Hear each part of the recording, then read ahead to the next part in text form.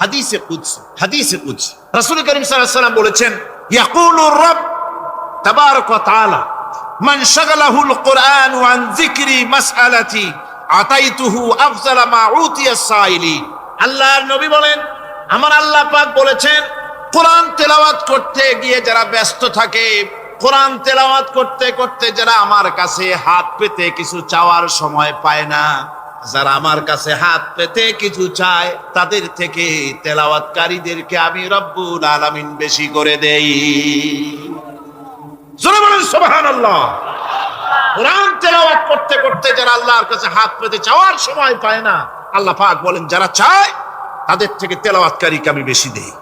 আমার বন্ধুগণ, শুধু তাই নয়, এ কোরআনে কারীম যারা তেলাওয়াত করবে, আমল করবে, কিয়ামতের দিন তার মা বাবার মাথার উপরে আল্লাহ রাব্বুল আলামিন, আবু দাউদ শরীফের হাদিসে এসেছে, তার মা বাপের মাথার উপরে নূরের টুপি পরিধান করানো হবে। এমন নূরের টুপি, এমন নূরের তাজ পরানো হবে, চন্দ্র সূর্যের আলোকে ম্লান করে দেবে। হাসরবাসীরা প্রশ্ন করবেন, এ লোকটি কে? কোন ফেরেশতা নাকি? বলে না। কোন নবী নাকি? বলে না। তবে কি ইনি কে? জবাব হবে, ইনি হচ্ছেন সেই ব্যক্তি যিনি তার সন্তানদেরকে কোরআন শিখিয়েছিলেন। কোরআন শিখানোর কারণে আল্লাহ রাব্বুল আলামিন আজ তার মা বাপের মাথার উপরে নূরের টুপি পরিধান করে হাসরের ভিতরে মর্যাদা দিলেন। কিয়ামতের দিন দুনিয়াও মর্যাদা পাওয়া যাবে, আখিরাতেও মর্যাদা পাওয়া যাবে যদি কোরআনে কারীমকে তেলাওয়াত করা যায়, আমল করা যায়, বোঝা যায়, তাহলে এই সমস্ত নিয়ামত আল্লাহ পাক দান করবেন। সুতরাং এই এত বড় নিয়ামত থেকে আমরা যেন কেউ বঞ্চিত হয়ে না যায়। কোরআন হচ্ছে এমন এক কিতাব যার তাফসীর লেখা হয় নাই। পৃথিবীতে এমন কোনো ভাষা নাই, পৃথিবীর উল্লেখযোগ্য সবগুলি ভাষায় কোরআনে কারীমের তাফসীর লেখা হয়েছে, কিন্তু কোন মুফাসসির আজ পর্যন্ত কথা বলেন নাই যে আমি যে তাফসীর লিখছি এর চাইতে ভালো তাফসীর আর কেউ লিখতে পারেও না আর পারবেও না, এটা শেষ, আর তাফসীর লেখা লাগবে না। এ কথা কেউ বলতে পেরেছে? জোরে বলেন, পেরেছে? পারে নাই। তার কারণ কি? আল্লাহ রাব্বুল আলামিন বলেন, কুল লাউ কানাল বাহরু মিদাদান লিকালিমাতি রাব্বি লানাফিদাল বাহরু ক্বাবলা আন তানফাদা কালিমাতু রাব্বি ওয়ালাউ জিনা বিমিসলিহি মাদাদা। আল্লাহ পাক বলেন, নবী আপনি বলুন, আমার রবের কথাগুলি লেখার জন্য যদি সমুদ্রের পানিগুলি, সমুদ্রের সমস্ত পানিগুলি যদি কালিতে পরিণত হয়ে যায়, আর আমার রবের কথাগুলি যদি লেখা শুরু হয়ে যায়, আমার রবের কথাগুলি লেখার পূর্বে সমস্ত সমুদ্রের পানিগুলি শেষ হয়ে যাবে। তারপরে যদি আবার সমুদ্র ভরে দেওয়া হয়, আরো যদি লেখা হয়, তবুও আমার রবের কথা লেখা শেষ হবে না। আল্লাহ রাব্বুল আলামিন বলেন, ওয়ালাউ আন্নামা ফিল আরদি মিন শাজারাতিন আকলামু ওয়াল বাহরু ইয়ামুদ্দুহু মিন বা'দিহি সাবআতু আবহুরিম মা নাফিদাত কালিমাতুল্লাহ। আল্লাহ রাব্বুল আলামিন বলেন, মা নাফিদাত কালিমাতুল্লাহ। আল্লাহ পাক বলেন, 7টা সমুদ্রের পানি যদি একত্রিত করা হয়, 7টা সমুদ্রের পানি যদি এক জায়গায় করা হয়, এই পানিগুলি যদি কালিতে পরিণত হয়ে যায়, আর পৃথিবীর সমস্ত গাছগুলি যদি কলমে পরিণত হয়ে যায়, ওই গাছগুলি দিয়ে যদি ওই পানি রূপ কালি দিয়ে আমার প্রভুর কথা, আল্লাহ রাব্বুল আলামিনের কোরআনের কথা যদি লেখা শুরু হয়ে যায়, লিখতে লিখতে সমস্ত পানিগুলি, গাছগুলি শেষ হয়ে যাবে, আল্লাহ পাকের কালামের ব্যাখ্যা লেখা শেষ হবে না। মা নাফিদাত কালিমাতুল্লাহ, আল্লাহর কথা লেখা শেষ হবে না। এত বড় বিরাট আযীম কিতাব আল্লাহ পাক আমাদেরকে দান করেছেন। সুবহানাল্লাহ। এই কিতাবের এত বড় গুরুভার আল্লাহ রাব্বুল আলামিন বলেছেন, লাউ আনজালনা হাযাল কুরআনা আলা জাবালিন লারাআইতাহু খাশিআন মুতাসাদ্দিআন মিন খাশিয়াতিল্লাহ। আমি যদি এই কোরআনকে পর্বতের উপরে নাজিল করতাম, তাহলে তুমি দেখতে পেতে আমার ভয় ভীত সন্ত্রস্ত হয়ে পাহাড়গুলো চূর্ণ বিচূর্ণ হয়ে যেত। এত বড় আযীম কিতাব আমি তোমাদেরকে দান করেছি, যার গুরুভার বহন করতে কেউ রাজি হয়নি, পাহাড় পর্বত কেউ রাজি হয়নি, মানুষ রাজি হয়েছে। এই মানুষের উপরে আমি এটা অবতীর্ণ করেছি, গোটা বিশ্ববাসীর সামনে এই কিতাব আমি দিয়েছি তোমাদেরকে, এর দ্বারা হেদায়েত তোমরা গ্রহণ করবে। কিয়ামতের দিন আল্লাহর এই বিরাট নিয়ামত আমাদেরকে দান করলেন, আমরা এই নিয়ামতের নাশকর করেছি। অর্থাৎ এই কোরআনকে আমরা ব্যবহার করেছি, সঠিকভাবে করি নাই, বেঠিকভাবে করেছি। প্রথম দিন দ্বিতীয় দিন আমি বলেছি কোরআন শরীফকে শুধু তাবিজ তুমারের জন্য, শুধু সওয়াবের জন্য তেলাওয়াত করেছি। আসলে শুধু সওয়াবের জন্য তা আসলে কোরআন, কোরআন বুঝতে হবে, আমল করতে হবে, তবে না শান্তি পাবো। আপনি যদি কোরআন হচ্ছে মানুষের জীবন সমস্যার সমাধানের গ্রন্থ। ওষুধ খেলে রোগ ভালো হয়। ওষুধ খেলে কি হয়? কেউ যদি সকাল বেলায় তসবিহ হাতে নিয়ে 500 বার পড়ে ওষুধ ওষুধ ওষুধ, 500 বার পড়লে রোগ কি ভালো হবে? বরং রোগ আরো বাড়তে পারে চিল্লাতে চিল্লাতে। শীতের জন্য লেপ গায়ে গায়ে না দিয়া কেউ যদি চিল্লাইতে থাকে, জিকির করে লেপ্ত শোক লেপ্ত শোক লেপ্ত শোক, শীত কি বন্ধ হবে নাকি? পানির পিপাসায় ছটফট করে মানুষ যদি চিল্লায় পানি পানি পানি পানি পানি, পানির পিপাসা আরো বাড়বে। তাহলে কি বোঝা গেল? পিপাসা লাগলে পানি পান করতে হবে, শীত লাগলে কম্বলটা গায়ে দিতে হবে, রোগ হলে ওষুধটা খেতে হবে, তাহলে সব সমস্যার সমাধান হবে। অনুরূপ ভাবে আমরা শুধু কোরআনে কারীমকে তেলাওয়াত করি সওয়াবের নিয়তে, তার হুকুমগুলি জীবনের উপরে আমল করি না বলে আজকের জীবন আমাদের বিপর্যস্ত হয়েছে। ব্যক্তিতে, পরিবারে, রাষ্ট্রে শান্তি নাই, কোথাও শান্তি নাই এই কারণে। আর কিয়ামতের দিন রাসূল আসামি করবেন তাদেরকে যারা কোরআন অমান্য করেছে। রাসূল হবেন বাদী। বাদী হবেন কে? যারা বলেন কে বাদী হবে? রাসূল। আসামি হবে কারা? যারা কোরআন ছেড়ে দিয়েছে। আল্লাহ রাব্বুল আলামিন বলেন وقال الرسول يا رب إن قوم اتخذوا هذا القرآن مهجورا। কিয়ামতের দিন রাসূল আল্লাহর দরবারে ফরিয়াদ করবেন, আয় আমার রব, আয় আমার আল্লাহ তাআলা, এই সমস্ত লোকগুলি তোমার কালামকে, তোমার কোরআনকে অপ্রয়োজনীয় জিনিস বলে তারা পরিত্যাগ করেছিল। কোরআনকে অপ্রয়োজনীয় মনে করেছে, কোরআনের সাথে ঠাট্টা করেছে, বিদ্রুপ করেছে। কোরআন শিক্ষা ভিক্ষার ঝুলি, শেখার বুলি মনে করেছে। কোরআনের কোনো মূল্য দেয় নাই, কোরআনের কোনো দাম দেয়নি, কোরআনের সাথে ঠাট্টা করেছে, কোরআনের আইনের সাথে ঠাট্টা করেছে, বিদ্রুপ করেছে। আমাদের দেশে শিক্ষাবিদ, চিন্তাবিদ, বুদ্ধিজীবী নাম ধরনের নামধারী এক শ্রেণীর লোকেরা কোরআনের সাথে সরাসরি বেয়াদবি করেছে। আহমদ শরীফ বলেছে পরকাল নাই, আল্লাহ বলছেন পরকাল আছে। আর আহমক, আহমদ তো না, ওটা কি? এই আহমক সে বলেছে পরকাল নাই, বিবাহ মানি না, কবর আযাব মানি না, কিয়ামতের দিন বিচার হবে তাও মানি না, অস্বীকার করেছে। এটাকে নিয়ে ঠাট্টা করেছে। আহমদ শরীফ লিখেছেন নিজে যে আল্লাহ বলতে কেউ নাই, মানুষ তাকে চিন্তা করে সৃষ্টি করেছে, স্রষ্টা বলতে কেউ নাই। তারপরে আর একটা মেয়ে লোক, আমি ওটার নাম নিতে ঘৃণা বোধ করি, এটি হচ্ছে চরম ধর্মদ্রোহী, রাষ্ট্রদ্রোহী, নাস্তিক, জাহান্নামের কীট, ডাস্টবিনের আবর্জনা। এই মেয়ে লোকটি বলেছে, তার বইতে লিখেছে বেহেশত হচ্ছে এক অসভ্য উদ্যান। কোরআন শরীফে আল্লাহ পাক বলেছেন আমলে সালেহ যারা করবে, নবীরা, ওলিরা, সিদ্দিকীন, শুহাদা সব যাবে জান্নাতে। আর সেই জান্নাতকে এই খাবিসা, এই নিকৃষ্ট ধর্মদ্রোহী, রাষ্ট্রদ্রোহী মহিলা, এই সে বলেছে বেহেশত হচ্ছে এক অসভ্য উদ্যান। পৃথিবীর অতৃপ্ত বহুগামী পুরুষেরা তাদের থাকার জায়গা হবে ওই বেহেশতের মধ্যে। যেরকম নাউজুবিল্লাহ। এই মেয়ে লোকটি সমগ্র নারী জাতির কলঙ্ক। ভারত, বাংলাদেশের শ্রেষ্ঠ শত্রু ভারত, এই শয়তানকে পয়সা দিয়া পুষতেছে। কলকাতায় দাওয়াত দিয়ে আনন্দ পুরস্কার দিয়েছে।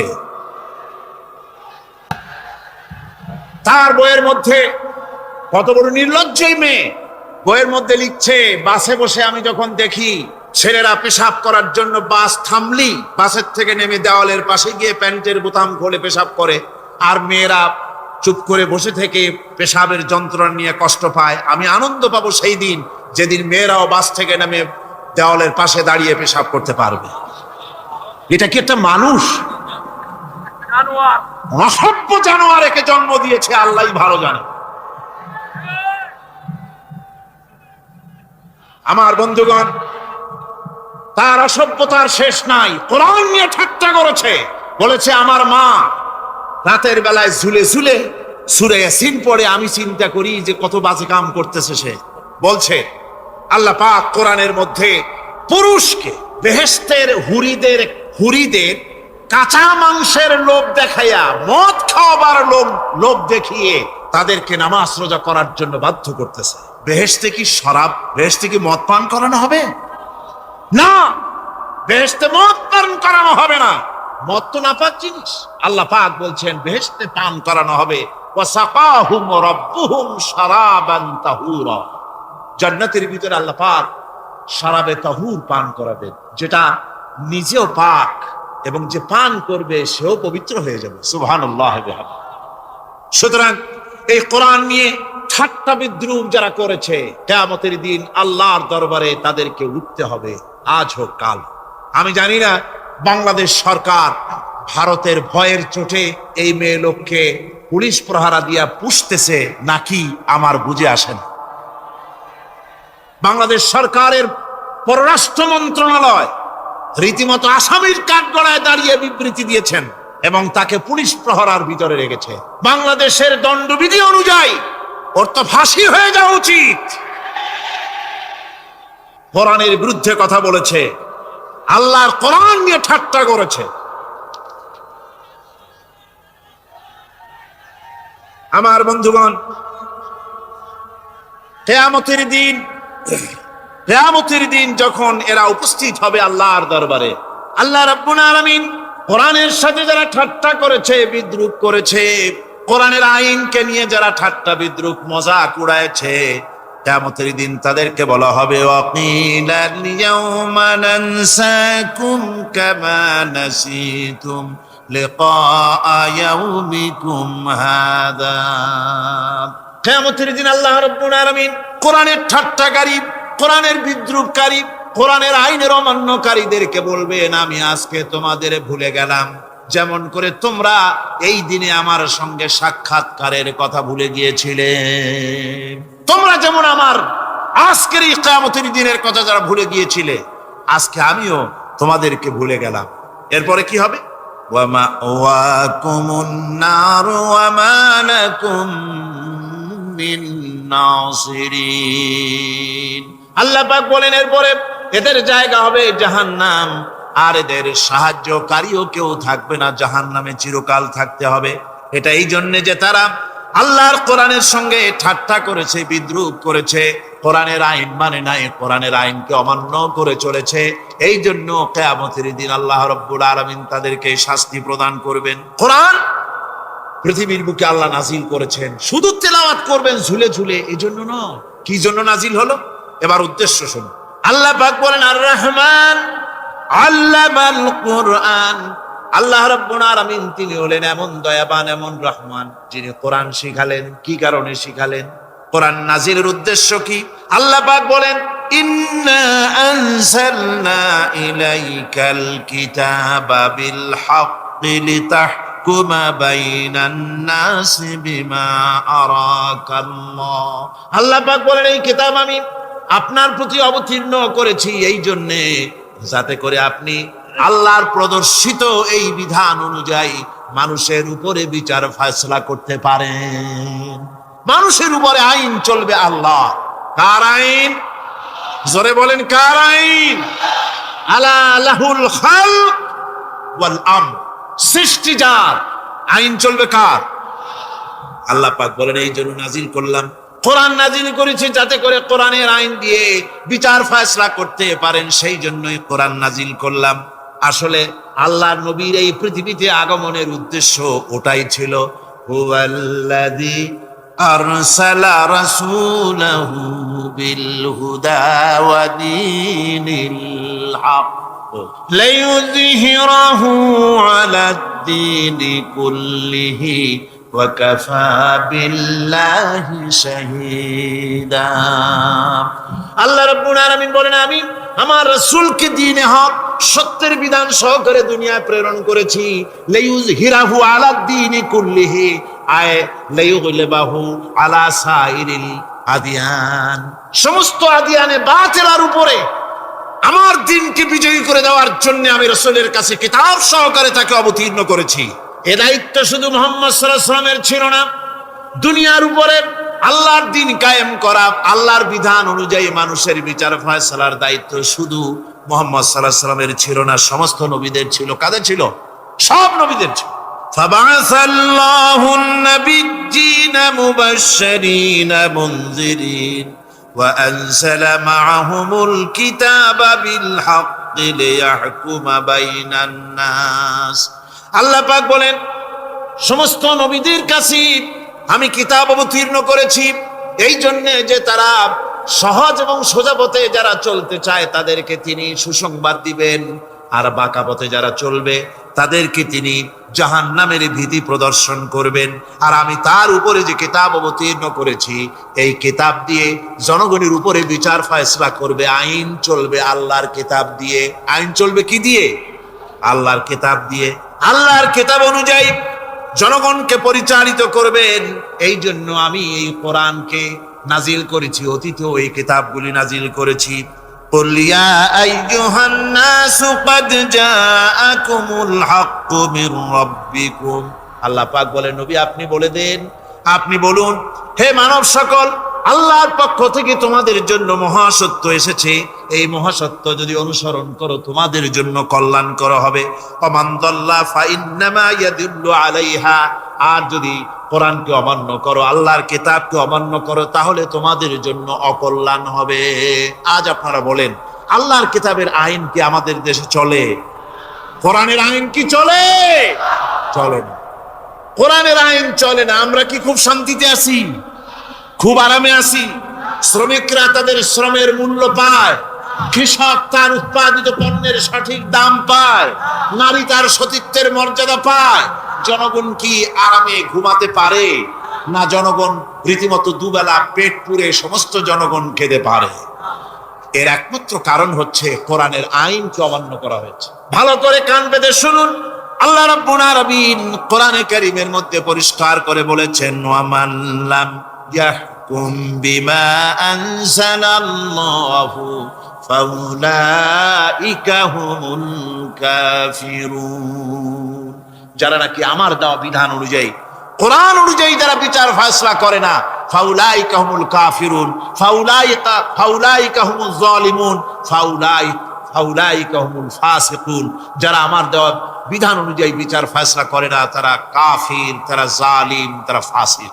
সুতরাং এর ভিতরে এই জুলমের মধ্যে জালিমদের অন্তর্গত, ফাসিকদের অন্তর্গত হয়ে বাংলাদেশের বহু মুসলমান, পৃথিবীর বহু এলাকার মুসলমান এর মধ্যে লিপ্ত হয়ে আছে।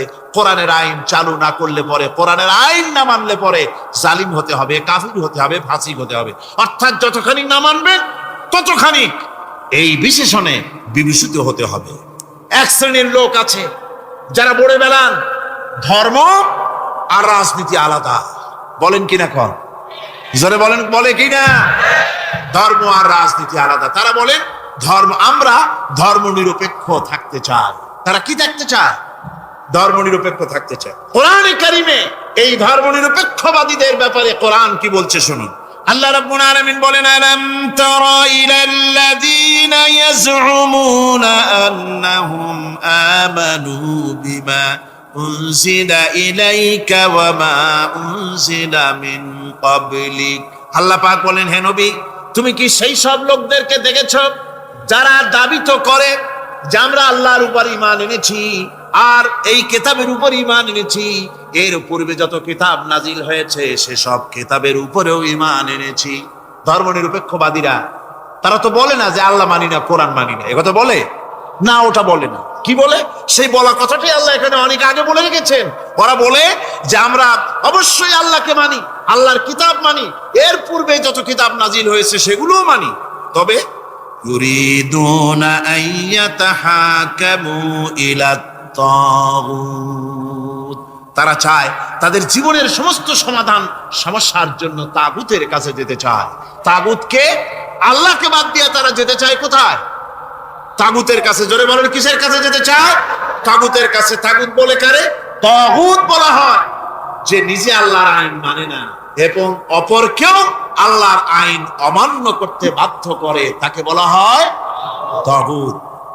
ওরা বলে ধর্ম আর রাজনীতি আলাদা, কোরআন মানি কিন্তু কোরআনের আইন মানি না। ওরা কোরআন মানে ঠিকই, বলে যে কোরআন মানি, কিন্তু কোরআনের আইন মানে। তাহলে এ মানি বলার অর্থটা কি? এর মূল্যটা কোথায়? কোরআন যদি মানো তো কোরআন বলেছে সুদ খেও না, আমাদের দেশে সুদ চলছে না। কোরআন বলেছে বিবিকে পর্দায় রাখো, পর্দায় কি রাখা হচ্ছে? কোরআন বলেছে ওজনে কম দিও না, তা কি মানা হচ্ছে? কোরআন বলেছে আমার আইন দিয়ে দেশ শাসন করো, তা কি করা হচ্ছে? সুতরাং ধর্মনিরপেক্ষ মতবাদ যেটা, এই মতবাদটা কোরআনের দৃষ্টিতে কুফরি মতবাদ। ধর্মনিরপেক্ষ মতবাদ কি? জোরে বলেন, ধর্মনিরপেক্ষ মতবাদ কি? কোন মুসলমান, যে ব্যক্তি নিজেকে মুসলমান বলে দাবি করে, ধর্মনিরপেক্ষ মতবাদ সে বিশ্বাস করতে পারে না, জায়েজ নাই, হারাম। আফাতুমিনুনা বিবাদিল কিতাব ওয়া তাকফুরুনা বিবাদ, তোমরা কোরআনের কিছু অংশকে মেনে নিবে আর কিছু অংশকে করবে অস্বীকার। এটা যদি করো দুনিয়ার জীবনে পাবে দুনিয়ার জীবনে জিল্লতি আসবে, লাঞ্ছনা আসবে, আর কিয়ামতে পাবে জাহান্নামের শাস্তি।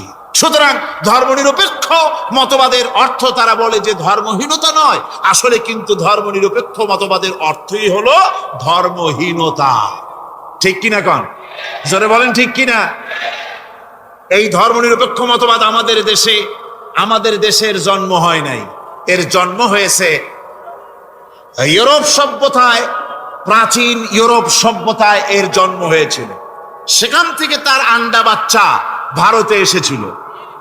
ভারত থেকে এই আন্ডা বাচ্চার কিছু অংশ 1972 সালে তদানীন্তন সরকারের মাথার উপরে ভারত চাপিয়ে দিয়েছিল। সেই ধর্মনিরপেক্ষ মতবাদ 1972 সনের সংবিধানে লেখা হলো, কিন্তু 1982 সনে যখন সংবিধান আবার অ্যামেন্ডমেন্ট করা হলো, তখন ধর্মনিরপেক্ষতার কপালে ঝাঁটা মেরে বিদায় করা হয়েছে। বাংলাদেশে ধর্মনিরপেক্ষ মতবাদ চলতে পারে না। ধর্মনিরপেক্ষ মতবাদের কথা আমাদের দেশে তারাই বলে যারা 72 সনে ক্ষমতায় ছিলেন। তারা ধর্মের সাথে কি ব্যবহার করেছেন আমরা ভুলে যাই নাই, আপনারা ভুলে গেছেন। 1972 সনে দেশের সমস্ত বিশ্ববিদ্যালয়ের মনোগ্রাম থেকে ইকরা বিসমি রাব্বিকাল্লাযী খালাক রাব্বি জিদনি ইলমা, কোরআনে কারীমের আয়াতকে বিদায় করে দেওয়া হয়েছিল। শাসনতন্ত্রের শিরোনামে বিসমিল্লাহকে গ্রহণ করা হয় নাই।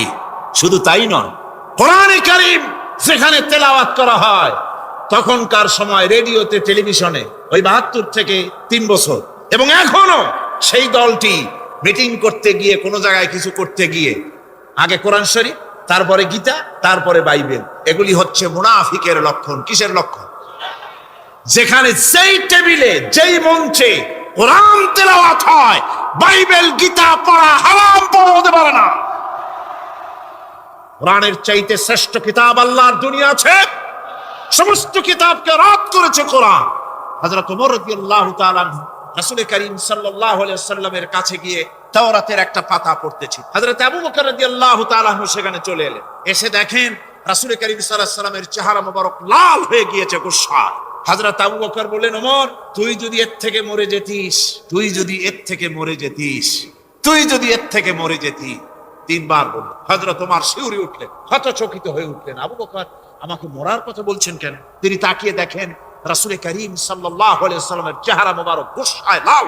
হযরত ওমর বলছেন, ইয়া রাসূলুল্লাহ, আমার এবং আমার পিতা মাতার জীবন আপনার খতম মোবারকে উৎসর্গ হয়ে যায়। আমি অপরাধ করেছি, কি অন্যায় করেছি হুজুর আমাকে। হুজুর বলছেন, ওমর তুমি যে তাওরাতের পাতা আমার সামনে পড়তেছো, এই তাওরাত যার উপরে নাজিল হয়েছিল সেই মুসা আলাইহিস সালাম যদি আজকে বেঁচে থাকতেন তাহলে আমার উম্মতের ভিতরে শামিল হয়ে যাওয়া তার জন্য ফরজ হয়ে যেত। অতীতের সমস্ত কিতাবকে রদ করা হয়েছে, সমস্ত শরিয়াতকে বন্ধ করা হয়েছে। সুতরাং কোন মুসলমানের প্ল্যাটফর্মে যেখানে কোরআন তেলাওয়াত হয়, বেদ বাইবেল কিতাব পড়া হারাম সেখানে। এই মুনাফিকরা তাও করে থাকে। আমার মুসলমান ভাইয়েরা, নজরুল ইসলাম কলেজের ইসলাম শব্দ বাদ দিয়ে নজরুল কলেজ করা হয়েছিল। সলিমুল্লাহ মুসলিম হলের মুসলিম শব্দ বাদ দিয়ে শুধু সলিমুল্লাহ হল করা হয়েছিল। তার মানে ধর্ম এদের কলিজায় আগুন জ্বালিয়ে দেয়। ইসলামের নাম বরদাস্ত হয় না, কোরআনের নাম বরদাস্ত হয়। আর বরদাস্ত হয়নি বলেই আল্লাহ পাক তার ইন্তেকাম নিয়েছে। আমার বক্তব্য হচ্ছে, কোরআনে কারীম পৃথিবীতে এসেছে শাসন করতে দুনিয়াকে। তার মধ্যে রয়েছে রাজনীতি, অর্থনীতি, সব। এই বিচার ফয়সালা কোরআন থেকে যারা গ্রহণ করে না, রাসূলকে যারা বিচারক মানে না, তাদের সম্পর্কে আল্লাহ পাক কি বলছেন শুনুন। ফালা ওয়া রাব্বিকা লা ইউমিনুনা হাত্তা ইউহাক্কিমুকা ফীমা শাজারা বাইনাহুম থুম্মা লা ইয়াজিদু ফী আনফুসিহিম হারাজাম মিম্মা কাদাইতা ওয়া ইউসাল্লিমু তাসলিমা।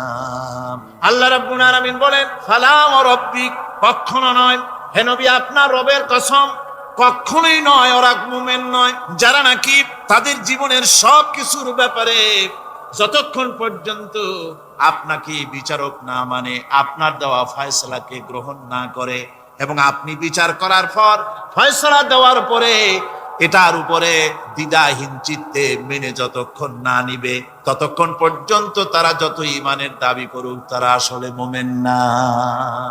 এ ফতোয়া কার? এ ফতোয়া কার? আল্লাহ রাব্বুল আলামিনের ফতোয়া। কখনো মুমিন হতে পারবে না যারা রাসূলুল্লাহকে ফয়সালাকারী হিসেবে গ্রহণ না করবে, কোরআনকে সংবিধানের উৎস হিসেবে গ্রহণ না করবে। কোরআন এসেছে আইনের কিতাব হিসেবে পৃথিবীর মানুষকে পরিচালিত করার জন্য। আজ এই কোরআনের আইন যারা মানে সেখানে শান্তি পায়, কোরআন যেখানে মানে না সেখানে শান্তি হয় না। আল্লাহ পাক পরিষ্কার বলেছেন কোরআনের আইন মেনে চলো। আর যারা এই কোরআনকে অমান্য করবে তাদের শাস্তি কি হবে? আল্লাহ পাক বলেন, আল্লাযীনা কাযযাবু বিল কিতাবি ওয়া বিমা আরসালনা বিহি রুসুলানা ফাসাউফা ইয়ামালুন। আল্লাহ পাক বলেন, আমি যে কিতাব নাজিল করেছি, এই কিতাবকে যারা মিথ্যা মনে করে, কিতাবকে যারা অস্বীকার করে, কোরআনের আইন যারা মানে না, আমি যে রাসূলের উপরে যা নাজিল করেছি সেগুলির উপরে যারা ঈমান আনে না, এগুলিকে যারা মানে না, তাদের জন্য এর পরিণতি তারা খুব শীঘ্রই টের পাবে। খুব শীঘ্রই তাদেরকে পরিণতি দেওয়া হবে। কিয়ামতের দিন তাদেরকে আল্লাহ রাব্বুল আলামিন জাহান্নামে প্রবেশ করাবেন। কোরআনের অবমাননাকারীদের জায়গা কোথায় হবে? কোথায় হবে তাদের জায়গা? জাহান্নামের ভিতরে হবে। সুতরাং আমরা কোথায় যেতে চাই? জাহান্নামে না জান্নাতে? বেহেশতে যদি যেতে চাই, দুনিয়ায় যদি শান্তি চাই এবং আখিরাতে যদি মুক্তি পেতে চাই, তাহলে আমাদেরকে কোরআনের আইনকে মানতে হবে। কিসের আইন মানা লাগবে? কোরআনের আইন মানতে হবে। কোরআনে কারীমের নাজিল হলো, আল্লাহ পাক যে কোরআন আমাদের শিখালেন, আর রহমান আল্লামাল কোরআন, যে কোরআন তিনি আমাদের শিখালেন। এই কোরআন নাজিলের পদ্ধতি ছিল মদিনা এবং মক্কা। রাসূলের মক্কি জিন্দেগিতে কিছু নাজিল হয়েছে, আর মদনী জিন্দেগিতে নাজিল হয়েছে কিছু। মক্কা শরীফে যেগুলি নাজিল হয়েছে সে সূরাগুলো ছিল তাওহীদ, রিসালাত এবং আখিরাতের উপরে নির্ভর করে। আর মদনী সূরা যেগুলি ছিল সেগুলি ফৌজদারি দণ্ডবিধি, উত্তরাধিকারী আইন, তারপরে যাকাত, ওসর, যুদ্ধ, সন্ধি, বন্দী, এরপরে রয়েছে স্বরাষ্ট্রনীতি, পররাষ্ট্রনীতি, অর্থনীতি, জীবন পরিচালনার সমস্ত বিধি আর ব্যবস্থা মদনী জিন্দেগির সূরাগুলিতে, অবতীর্ণ সূরাগুলিতে আল্লাহ রাব্বুল আলামিন নাজিল করেছে। কোরআন শরীফ মানুষের সকল সমস্যার সমাধান দিয়েছে। এখানে আমি এখন তার কিছু নমুনা পেশ করছি আপনাদের সামনে, আপনাদের বোঝার জন্য যে কোরআন। অনেকে বলে যে কোরআনের তাফসীরের ভেতরে রাজনীতির আলোচনা হয়। রাজনীতি সেইটুক করি যেটুকুন আল্লাহ কোরআনে করেছেন। জোরে কোন আলহামদুলিল্লাহ।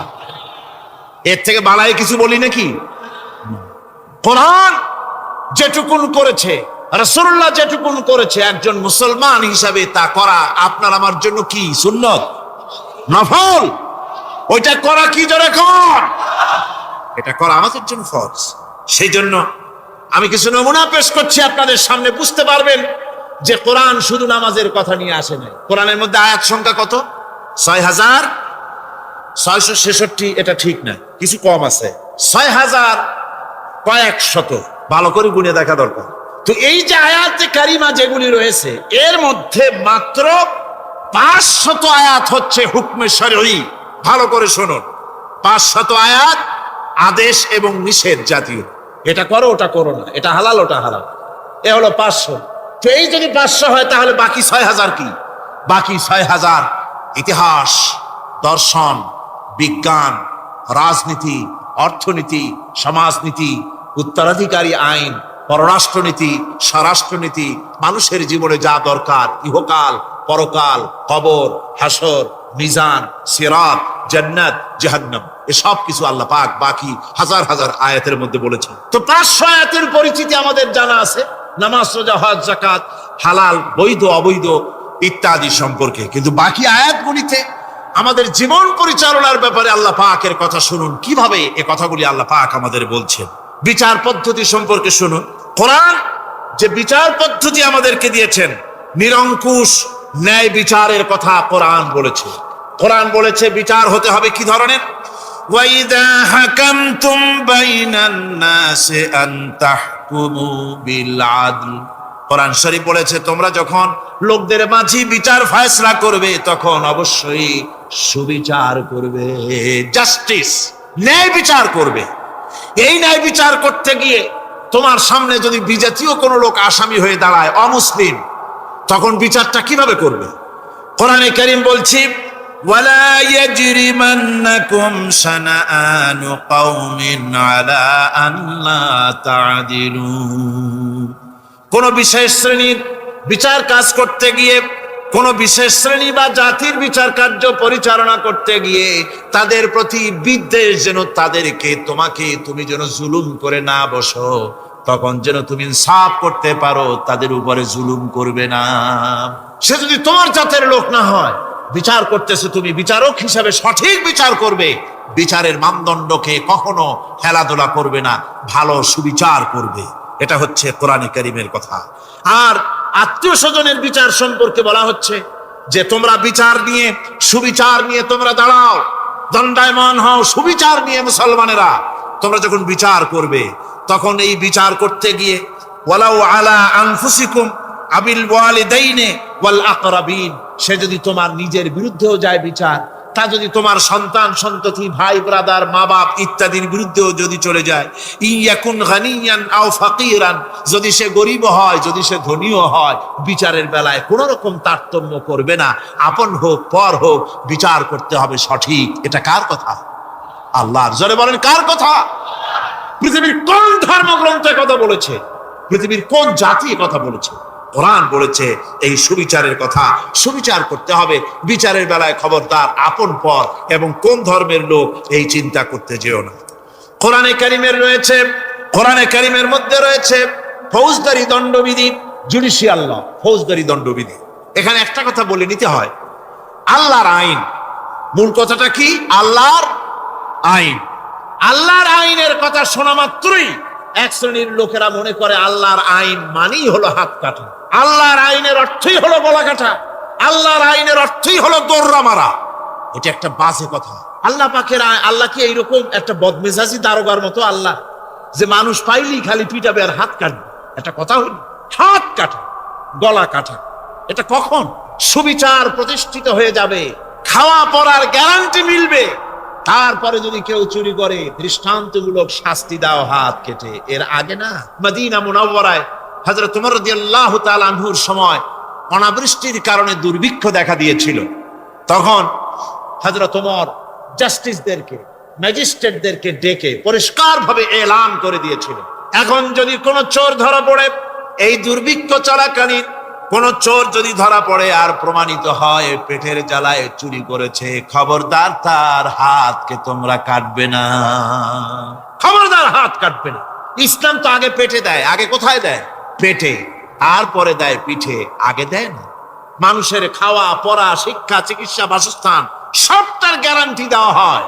মদিনায় যখন এই গ্যারান্টি এসে গেল, চোরের হাত কাটা আইন মক্কায় নাজিল হয় নাই, নাজিল হয়েছে মদিনা মুনাওয়ারায়, রাসূলের মদনী জিন্দেগিতে। কোন সময়? যখন রাসূলুল্লাহ প্রেসিডেন্ট, রাসূলুল্লাহ কি জোরে কোন, রাসূলুল্লাহ কি রাষ্ট্রপতি। সেই সময় মানুষ দরজা খুলে ঘুমাবার সুযোগ পেল, খাওয়া পড়া শিক্ষা চিকিৎসা বাসস্থানের গ্যারান্টি পেল। এই সময় আল্লাহ রাব্বুল আলামিন তিনি যখন দেখলেন ইসলামী সমাজ ব্যবস্থা কোরআনের আইনের মাধ্যমে মানুষ সব রকমের নিরাপত্তা লাভ করেছে, পেটের সমস্যার সমাধান হয়ে গেছে, তখন আল্লাহ আইন জারি করলেন, আস-সারিকু ওয়াস-সারিকাতু ফাকতাউ আইদিয়াহুমা। চোর পুরুষ হোক আর নারী হোক, উভয়ের হাত কেটে দাও। পুরুষ হোক আর নারী হোক, এখন উভয়ের হাত কেটে দাও। দৃষ্টান্তমূলক শাস্তি হোক, যাতে করে এই চুরি আর না কেউ না করে। পেটে খাবার আছে, চাকরি আছে, ওষুধ আছে, শিক্ষা আছে, থাকার মতো জায়গা আছে, এখন চুরি করো কেন? তাহলে বোঝা যাবে এটা নেশায় পরিণত হয়েছে। কি হয়েছে? নেশা। তখন তো আর চোরকে বসায় সেলুট মারা আর যাবে না, এখন হাতটা কাটিয়া একটা শাস্তি দিয়ে দাও। আমাদের দেশে কিন্তু চোরের হাত কাটা আইনের ব্যাপারে কোনো চোরের আজ পর্যন্ত মিছিল করে না। বাংলাদেশের কোন ছোট ছোট চোর, যেমন তাল চোর, বেল চোর, কচু চোর, ছাতি চোর, জুতা চোর, আরো যত ছোট ছোট চোর, এই সব চোরেরা কি কোনোদিন মিছিল করেছে যে চোরের হাত কাটা আইন মানি না, মানবো না? বলেছে কেউ? কিন্তু এই আইনের বিরুদ্ধে সোচ্চার কারা? কোন চোরেরা? নিশ্চয়ই ছোট চোরেরা, বড় চোর। যারা তাল বেল চুরি করে না, বরং কলমের খোঁচা দিয়া সরকারের জনগণের লক্ষ কোটি কোটি টাকা পকেটস্থ করেন মেহেরবানি করে, ওই সব তারা মনে করেন যদি এই আইন চালু হয়ে যায় তাহলে তালচোর বেলচোরের তো কোনো ক্ষতি নাই, ইসলামী রাষ্ট্র চালু হলে পরে তো সকলের পেটে ভাত আসবে, ওই তাল বেল আর চুরি করা লাগবে না, তাদের তো সুবিধা। কিন্তু মুসিবতটা তো আমাদের হবে। বেশি খাইয়া খাইয়া জিহ্বা পুরু হয়ে গেছে, এখন ওই বেশি খাইতে না পারলে বদভ্যাস চালু হয়ে যাবে। চুরি করতে যখন যাইবে তখন এই আইন তো বিসমিল্লাহ হবে আমাদের দিয়া। এই জন্য ওনারাই বিরোধিতা করেন চরম ভাবে। আর ইসলামের সব আইনের সাথে বিরোধিতা করার জন্যে বাংলাদেশে যতগুলি পত্রিকা বেরিয়েছে তার মধ্যে শীর্ষস্থানে রয়েছে ভারতের রায়ের টাকায় পরিচালিত নিকৃষ্ট আবর্জনা পত্রিকা আজকের কাগজ।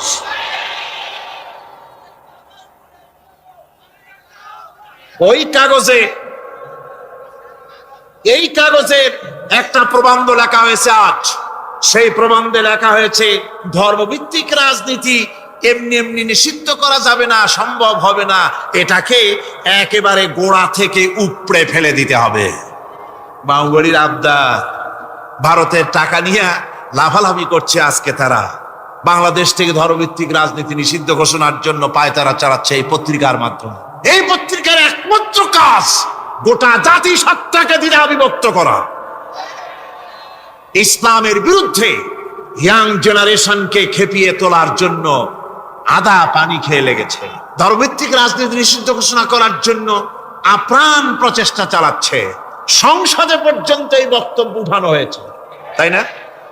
সংসদে উত্থাপিত হয়েছে ধর্মভিত্তিক রাজনীতি নিষিদ্ধ ঘোষণা করতে হবে। আমি বলেছি ধর্মভিত্তিক রাজনীতি নিষিদ্ধ ঘোষণা করার করে ফেলেছিল রাশিয়া। রাশিয়ার যেই পার্লামেন্টে বসে ধর্মভিত্তিক রাজনীতি নিষিদ্ধ ঘোষণা করা হয়েছিল, যে পার্লামেন্টের ঘোষণার বলে লক্ষ লক্ষ মুসলমানদেরকে জবাহ করা হয়েছে রাশিয়ায়, যে পার্লামেন্টের ঘোষণার বলে মসজিদ মাদ্রাসা ভেঙে চুরি একাকার করে দেওয়া হয়েছিল রাশিয়ায়, যেই পার্লামেন্টে বসে আলেম ওলামা পীর দরবেশদেরকে হত্যা করার জন্য নির্দেশ দেওয়া হয়েছিল রাশিয়ার যে পার্লামেন্ট থেকে, সেই দেশ আজ আর আস্ত নাই, দেশটা টুকরা টুকরা হয়ে গিয়েছে। বাংলাদেশের পার্লামেন্টে আজকে যারা এই দুঃসাহসিক কথা বলছেন, ধর্মভিত্তিক রাজনীতি নিষিদ্ধ ঘোষণা করার কথা যারা উচ্চারণ করছেন, রাশিয়ার পার্লামেন্টের ইতিহাস ভুলে যাবেন না। বাংলাদেশে 11.5 কোটি তৌহিদি জনতার তৌহিদি রক্ত, তৌহিদি চেতনা সমস্ত শরীরে মাথায় আর রগ রেশায় টকবক করছে। ইসলামী চেতনা, ইসলামের রক্ত। এই মুসলমানদের সাথে আগুন নিয়ে খেলা করার চেষ্টা করো না। আমার বন্ধুগণ, কোরআনের আইন বন্ধ করার ক্ষমতা কারো নাই। এই আইন চালু হলে পরেই শান্তি আসবে। ওরা বিরোধিতা করছে, ওরা বলছে চোরের হাত কাটা আইন, এটা হচ্ছে একটা অমানবিক ব্যাপার। আইনটা কার? আল্লাহ। মানুষগুলি কার? তা তোমারা তো দরদ কেন? মায়ের চাইতে মাসির দরদ বেশি। এটা কি খুব সুলক্ষণ? না, এটা দারুণ কুলক্ষণ। সুতরাং আল্লাহ রাব্বুল আলামিন তার আইন হচ্ছে শাশ্বত আইন। চোরের হাত কাটা আইন অর্থ এ নয় যে বাংলাদেশ ইসলামী দল যদি ক্ষমতায় আসে পাইকারি দরে চোরের হাত কাটা আরম্ভ করবে না। ততক্ষণ পর্যন্ত আইন চালু হবে না যতক্ষণ পর্যন্ত সমস্ত মানুষ তাদের কর্মসংস্থান না হবে, খাবার না পাবে, চাকরি বাকরি না হবে, খেয়ে পরে খাওয়া পড়া শিক্ষা চিকিৎসা বাসস্থান সবটার গ্যারান্টি মিলবে, তারপরে আইন চালু হবে। এর আগে আল্লাহ রাব্বুল আলামিন ফৌজদারি দণ্ডবিধির আওতার ভিতরে চোরের কি শাস্তি হবে তা বললেন, নরহত্যার শাস্তি কি হবে তাও আল্লাহ পাক এখানে বলছেন, ইয়া আইয়ুহাল্লাযীনা আমানু কুতিবা আলাইকুমুল কিসাসু ফিল কাতলা। আল্লাহ পাক বলেন তোমাদের প্রতি নরহত্যার শাস্তি স্বরূপ কিসাস নির্দিষ্ট করা হয়েছে, অর্থাৎ হত্যার বদলে হত্যা করা। একজন মানুষ আর একজন মানুষকে হত্যা করেছে, কোরআনের আইন হচ্ছে ওকেও হত্যা করো। কি সুন্দর আইন, সুবহানাল্লাহ পড়েন। তাহলে কি হবে? রেডিও টেলিভিশনে পত্র পত্রিকার মাধ্যমে যদি খবর ছড়ানো হয় যে হত্যাকারীর বিচার হবে কোরআনের আইন অনুযায়ী, প্রকাশ্য রাজপথে হত্যাকারীকে তাকেও যদি হত্যা করে দেওয়া হয়, এই দৃশ্য উপস্থিত জনতা যত দেখবে, পত্র পত্রিকায় খবর পাবে, টেলিভিশনের পর্দায় দেখতে পাবে, যারা দেখলো এই সব লক্ষ লক্ষ জনতার ভেতরে মানুষ হত্যা করার দুঃসাহস আর আসবে? আল্লাহ পাক বলছেন এটা হচ্ছে মানুষের কিসাস, এর মধ্যে রয়েছে মানুষের জীবন। এরপরে নরহত্যার শাস্তি আল্লাহ পাক এভাবে কোরআনে কারীমের মধ্যে বললেন। আল্লাহুম্মা আমিন। ربنا ظلمنا أنفسنا وإن لم تغفر لنا وترحمنا لنكونن من الخاسرين آمين ربنا لا تزغ قلوبنا بعد إذ هديتنا وهب لنا من لدنك رحمة إنك أنت الوهاب রব্বুল আলামিন দীর্ঘ রজনী পর্যন্ত তোমার বান্দারা লক্ষ লক্ষ মানুষ কোরআনে কারীমের কথা শুনেছে, তোমার হাবিবের কথা শুনেছে। আয় আল্লাহ তাআলা, তুমি দয়া করে মেহেরবানি করে তেলাওয়াত এবং দরুদ ও সালামের সওয়াব রাসূল করিম সাল্লাল্লাহু আলাইহি ওয়াসাল্লামের রূহ মুবারকে পৌঁছিয়ে দাও। রব্বানা তাকাব্বাল মিন্না ইন্নাকা আনতাস সামিউল আলিম ওয়া তুব আলাইনা ইন্নাকা আনতাত তাওয়াবুর রহিম। সুবহান রাব্বিকা রাব্বিল ইজ্জাতি আম্মা ইয়াসিফুন ওয়া সালামুন আলাল মুরসালিন আলহামদুলিল্লাহি রাব্বিল আলামিন ওয়াজআল আখিরা কালিমাতিনা ইনদাল মাউত লা ইলাহা ইল্লাল্লাহু মুহাম্মাদুর রাসূলুল্লাহ। আসসালামু আলাইকুম ওয়া রাহমাতুল্লাহ।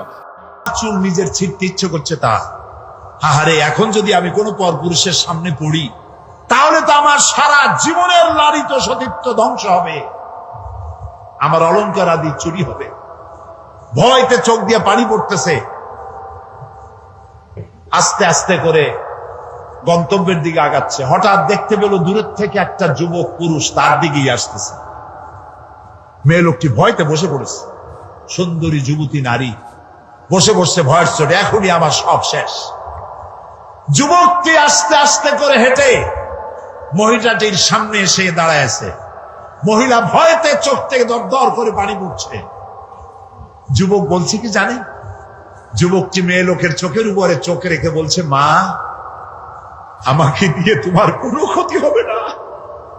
মা, তুমি কোথায় যেতে চাও আমাকে বলো, আমি তোমাকে নিরাপদে পাহারা দিয়ে তোমার গন্তব্যে পৌঁছে দেব। আমার পরিচয় শোনো, আমি মুসলমান। নবী করিম সাল্লাল্লাহু আলাইহি ওয়াসাল্লাম এই মুসলমান বানাইছিলেন, এই ছিল তার ইসলাম। অমুসলিমরা মনে করেছিল মোহাম্মদ সাল্লাল্লাহু আলাইহি ওয়াসাল্লাম আমাদের মূর্তি ভাঙতে আসছে। রাসূলুল্লাহ তো মূর্তি ভাঙছেন, কাবা শরীফের মধ্যে অবৈধভাবে মূর্তি উঠেছিল, সেই জন্য সেগুলো ভাঙছে। কারো বাড়ি গিয়ে কারো মূর্তি তো ভাঙেন নাই। আছে কোনো হাদিস, কোন দলিল আছে যে কারো বাড়ি গিয়ে মূর্তিগুলো ভাড়াই দিয়েছে তাদের মূর্তি? যেহেতু আল্লাহর ঘর, এর ভিতরে মূর্তি থাকতে পারবে না, তিনি বের করে ফেলেছেন। আল্লাহ তো কোরআন শরীফে বলেছেন, কারো দেবতাকে গালি দিও না। কারো দেবতাকে গালি দিলে ওরা তোমার আল্লাহরে গালি দিবে। কারো মন্দির ভেঙো না, প্যাগোডা ভেঙো না, গির্জা ভেঙো না, কারো উপাসনালয় ভেঙো না। সুবহানাল্লাহ বলবেন না? ওমর রাদিয়াল্লাহু তাআলা আনহু জেরুজালেম দখল করলেন। জেরুজালেম দখল করার পর নামাজে রক্ত হয়েছে। জেরুজালেমটা দখল হয়েছিল আবু উবাইদা ইবনুল জাররাহ রাদিয়াল্লাহু তাআলা আনহুর হাতে। কিন্তু ওরা বলল, যারা শাসন করে তারা বলল যে আমরা তো পরাজিত হয়েছি, তো তোমাদের হাতে নগরের চাবি দেব না, আমরা সারেন্ডার করব আমিরুল মুমিনিনকে আনো। তা আমিরুল মুমিনিন গেলেন, সে ঘটনা লম্বা, সেটা আমার বক্তব্য না। যাওয়ার পরে নামাজে রক্ত হয়েছে, উনি এখন নামাজের জায়গা খুঁজতেছেন। এক পাদ্রী এসে বললেন যে আমিরুল মুমিনিন, আপনি কি খুঁজছেন? তিনি বললেন যে আমি নামাজ পড়বো, আমার তো নামাজে রক্ত হয়ে গেছে। তিনি বললেন, আমাদের গির্জা ছেড়ে দিলাম, আমাদের গির্জায় গিয়ে আপনি নামাজ পড়ে আসেন। ওমর রাদিয়াল্লাহু তাআলা আনহু বললেন, কখনো আমি তোমার গির্জায় নামাজ পড়বো না। কেন?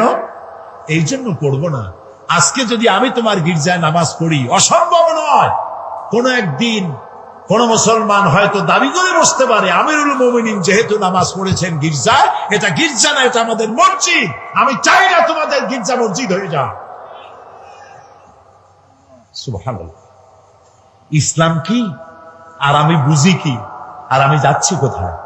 ইসলামের চাইতে পরধর্ম সহিষ্ণু জাত আকাশের নিচেও নাই, জমিনের উপরেও নাই। সুবহানাল্লাহ বিহামদিহি। প্রিয় ভাই সব, সুতরাং নবী করিম সাল্লাল্লাহু আলাইহি ওয়াসাল্লাম এই সুন্দর ইসলাম দিলেন। কাফেররা মনে করছিল প্রথমে যে আমাদের বুঝি ধ্বংস করতে আসছে। যখন তারা দেখল নবীজির শাসনে ইসলাম রাষ্ট্রীয় ফর্মুলায় আসার পর বৃদ্ধরা ভাতা পায়, বয়স্করা ভাতা পায়, বেকারেরা ভাতা পায়, খাবারের অভাব কারো নাই, সকলের ঘরে দুয়ারে দুয়ারে খাবার, নিরাপত্তার প্রশ্নে মানুষ আর দরজা খুলে ঘুমায়, চোরের ভয় নাই, ডাকাতির ভয় নাই। যারা চোর ছিল, ডাকাত ছিল, তারা মানুষের সম্পদের পাহারাদার হয়ে গিয়েছে। নবীজি মদিনার শেষ জীবনে শেষ সূরা যেটা নাজিল হলো, আল্লাহ তাআলা বলছেন, ইযা জাআ নাসরুল্লাহি ওয়াল ফাতহু ওয়া রাআইতান নাসা ইয়াদখুলুনা ফি দীনিল্লাহি আফওয়াজা ফাসাব্বিহ বিহামদি রাব্বিকা ওয়াস্তাগফির ইন্নাহু কানা তাওয়াবা। যখন আল্লাহর মদদ আসবে, বিজয় আসবে, দেখতে পাবেন দলে দলে লোক ইসলামে প্রবেশ করছে। নবী করিম সাল্লাল্লাহু আলাইহি ওয়াসাল্লামের ইন্তেকালের আগে দেখা গেল আশেপাশে আর কাফের নাই, সব ইসলামের ছায়াতলে চলে এসেছে, ঘোষণা করেছে লা ইলাহা ইল্লাল্লাহু মুহাম্মাদুর রাসূলুল্লাহ। সুবহানাল্লাহ, সুবহানাল্লাহ। অবস্থা এমন হলো, নবী করিম সাল্লাল্লাহু আলাইহি ওয়াসাল্লাম ইন্তেকাল করেছেন, হযরত আবু বকর রাদিয়াল্লাহু তাআলা আনহু ক্ষমতায় এসেছেন, চিফ জাস্টিস বানাইছেন ওমর রাদিয়াল্লাহু তাআলা আনহুকে বিচারপতি। ঐতিহাসিকরা লিখছেন, হামাকাসা আমান কামিলান ফালাম ইয়াখতাসিম ইলাইহি ইসনান। একটা বছর পার হয়ে গেল, হযরত ওমরের আদালতে একটা মামলা আসে নাই, একটা মামলা নাই। সুবহানাল্লাহ কইতে ইচ্ছে করেন? যাই দেখুন তো চট্টগ্রাম আদালতে কত হাজার মামলা পড়ে আছে, সারা বছরে একটা মামলা নেই। হযরত ওমর গিয়া বললেন, মা হাজাতা বি ইনদা কওমে মুমিনিনা ইয়া খলিফাতা রাসূলিল্লাহি সাল্লাল্লাহু আলাইহি ওয়াসাল্লাম। হে আল্লাহর রাসূলের খলিফা, এই জাতির জন্য বিচারপতির দরকার কি? আমি এই চাকরিতে আর থাকতে চাই না। তিনি প্রশ্ন করলেন, কেন কেন তুমি বলছো? তিনি বললেন, একটা বছর বসে থাকলাম, একটা মামলা নাই, তা আমি ওখানে বসে থাকবো কেন? সিদ্দিকে আকবর রাদিয়াল্লাহু তাআলা আনহু প্রশ্ন করলেন, ওমর, এই যে মামলা হইল না, এর কারণটা কি? তুমি কোনো চিন্তা করছো? বলেন, হ্যাঁ, চিন্তা করেছি। আমি চিন্তা করে দেখলাম, হে খলিফা, আপনি আমাকে এমন একটা জাতির জন্য আমাকে বিচারপতি বানিয়েছেন যে জাতির দিন হচ্ছে দিন হুমুন নাসিহা। এ জাতির দিন হচ্ছে ভালোবাসা আর ভালোবাসা। সুবহানাল্লাহ বলবেন না? সবাই সবাইকে ভালোবাসে, কারো সাথে কারো ঝগড়া নাই, বিবাদ নাই। সুবহানাল্লাহ। ওয়া মানহাজুহুমুল কোরআন, আর তাদের মানহাজ, তাদের দস্তুর, তাদের কনস্টিটিউশন হচ্ছে আল্লাহর কালাম। সুবহানাল্লাহ। ওয়া আমালুহুম আল আমরু বিল মারুফ ওয়ান নাহি আনিল মুনকার, আর তাদের আমলটাই হচ্ছে মানুষকে ভালো কাজের আদেশ দেওয়া আর অন্যায় কাজ থেকে মানুষকে ফিরিয়ে রাখা। কুল্লু ওয়াহিদিন মিনহুম ইয়ারিফু হাদ্দাহু ফায়াকিফু ইনদা, এর প্রত্যেকটি ফরদ, প্রত্যেকটি জনগণ জানে যে আল্লাহর আদেশ নিষেধ কোথায়। প্রত্যেকেই তার বর্ডারে এসে থেমে যায়, বর্ডার ক্রস করে না। ওজনে কম দিও না, খাদ্যে ভেজাল দিও না, মিথ্যা কথা কইও না, নারী ধর্ষণ করো না, জেনা ব্যভিচার করো না, হত্যা করো না, গীবত গাইও না, জমিনের আইল ঠেলো না, মদ খাইও না, জুয়া খেলো না। যা যা এগুলি বর্ডার। তিলকা হুদুদুল্লাহ, এগুলি কি বলুন তো? আল্লাহর বর্ডার। বলেন না এগুলি কি? আল্লাহ তাআলা বলছেন, ফালা তাকরাবুহা, এটাকে ক্রস করা তো দূরের কথা, এটার কাছেও যেও না। সুবহানাল্লাহ। কুল্লু ওয়াহিদুম মিনহুম ইয়ারিফু হাদ্দাহু ফায়াকিফু ইনদা, বর্ডারে দাঁড়ায় যায়, বর্ডার ক্রস করে না। এবং ওয়াইদা মারিদা আহাদুহুম আদুহু, তাদের মধ্যে যদি কেউ অসুস্থ হয় তাহলে তাকে তারা দেখতে যায়। আজকে আমরা এই আমল হারাই ফেলাইছি। দোতলায় মানুষ মরে, তিনতলায় বিবাহ হয়, খোঁজও জানে না, জিজ্ঞাসাও করে না। এই অবস্থা হয়ে গেছে না? প্রিয় ভাই, সব ইসলামী আদতগুলি আমাদের মধ্যে আসা দরকার, আমাদের মধ্যে ইসলামী আমলগুলি হওয়া দরকার। রাসূলুল্লাহ কারো অসুখ হইলে দেখতে যাইতেন, কিছু নিয়ে যাইতেন, মাথায় হাত বুলাইতেন, ফু দিতেন, দোয়া করতেন। সুবহানাল্লাহ।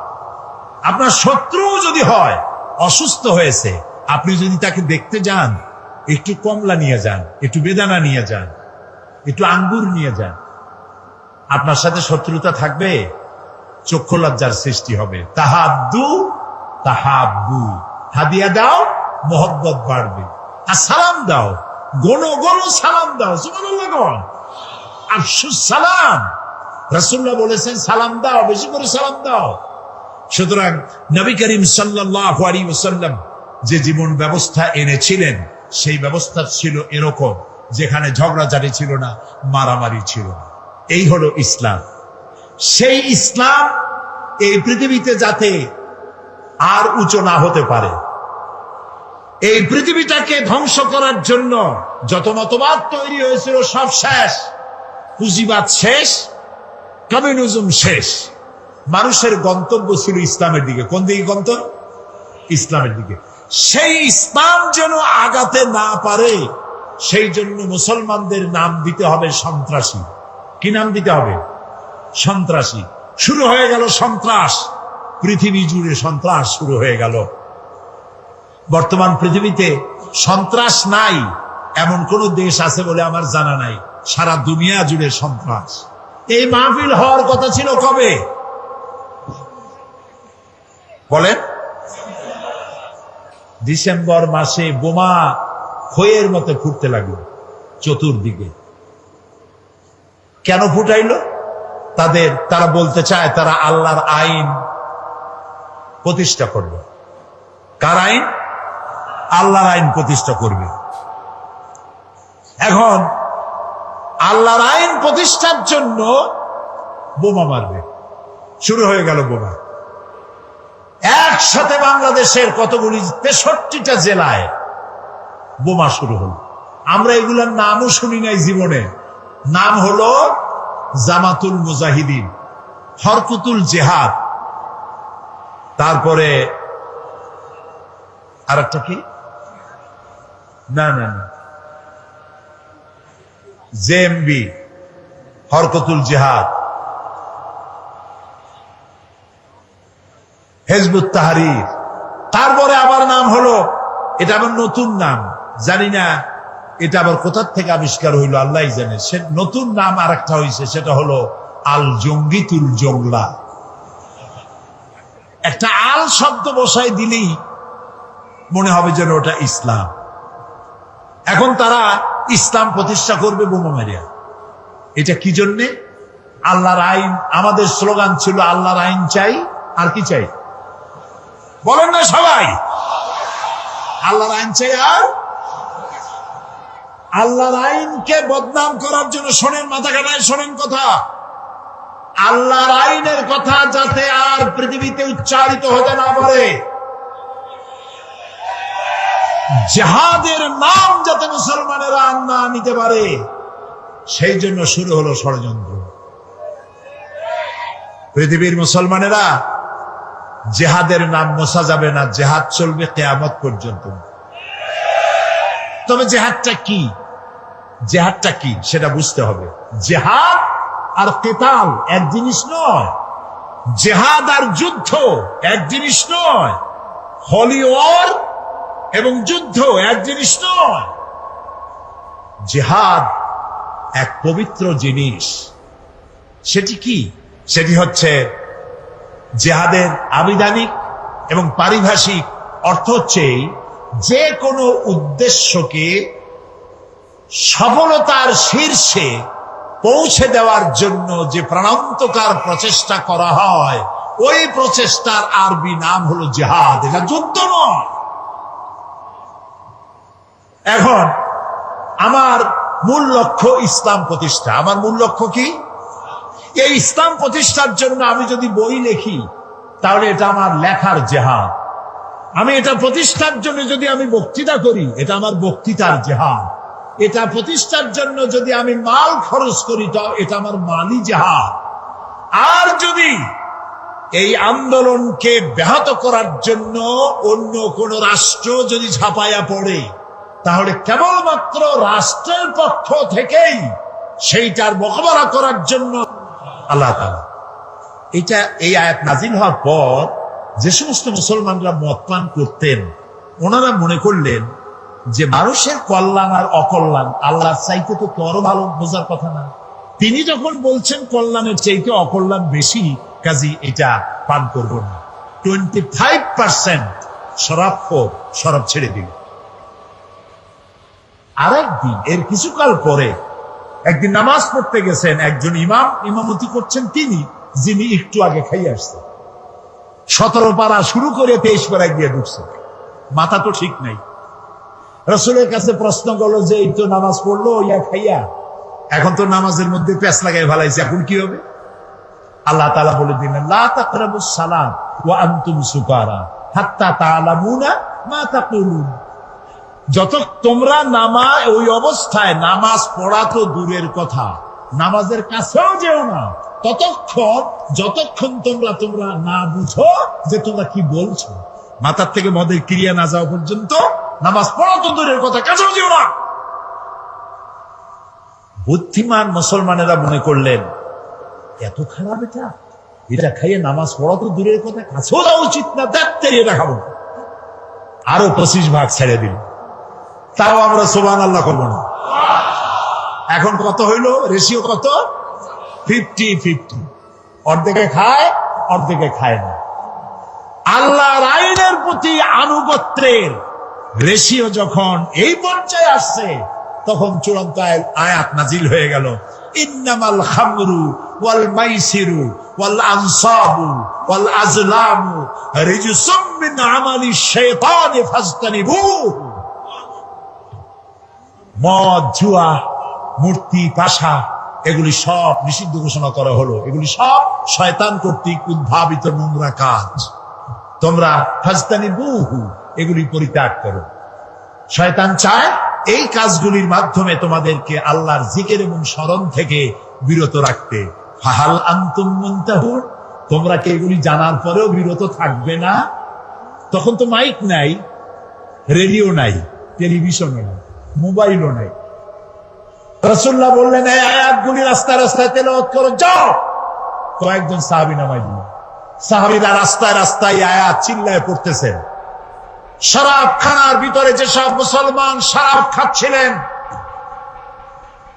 কোরআনের আয়াত শুনতে পেলেন, হাতে গ্লাস ছিল, মদের ছুঁড়ে ফেলে দিলেন।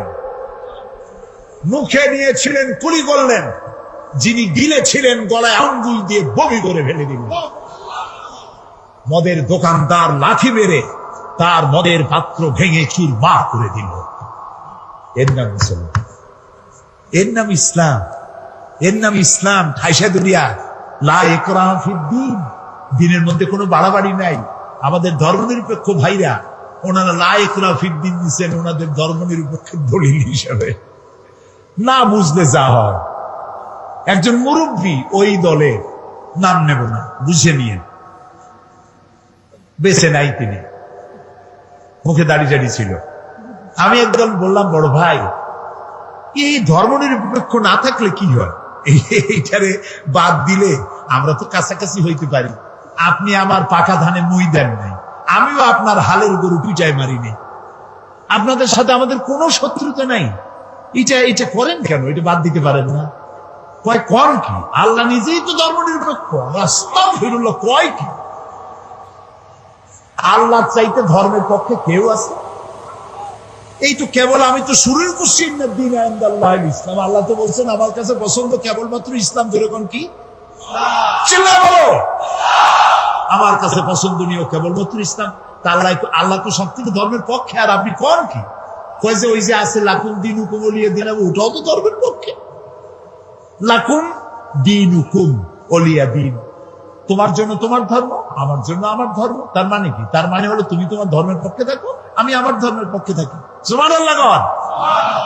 প্রিয় ভাই সব, ইসলাম এসেছে এইভাবে, মাপ দাঙ্গা করে আসে নাই। দেখেন না রসুলের, আমি কি বলবো, আমি তো বলে শেষ করতে পারবো না। নবী করিম সাল্লাল্লাহু আলাইহি ওয়াসাল্লাম তখনও পর্দার আয়াত নাজিল হয় নাই। সাহাবীরাও বসা, মেয়ে লোকও বসা পাশাপাশি।